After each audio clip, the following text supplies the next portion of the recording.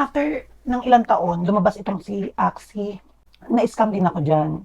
Bukod sa natalo na ako, nag-loan ako sa bangko ko ng more than 1 million something. Tapos, pinagbili ko lahat ng mga Axie. Hindi ko na i-detailed pa. Meron akong mga iba't ibang mga taong pinagkakatiwalaan na bumibili ng Axie ko. Ngayon, kinutuban ako na parang may mali na hindi ko alam kung saan yung hinugutan ko na parang may mali.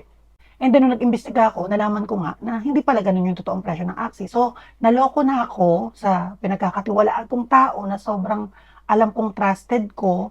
And then, bumagsak pa yung Axie. So, lugi ako ng 1 million. 1 million plus.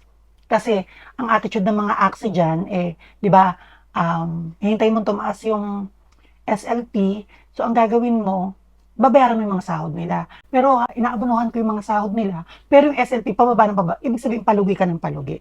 So, ang almost na withdraw ko lang doon ay nasa mga 30,000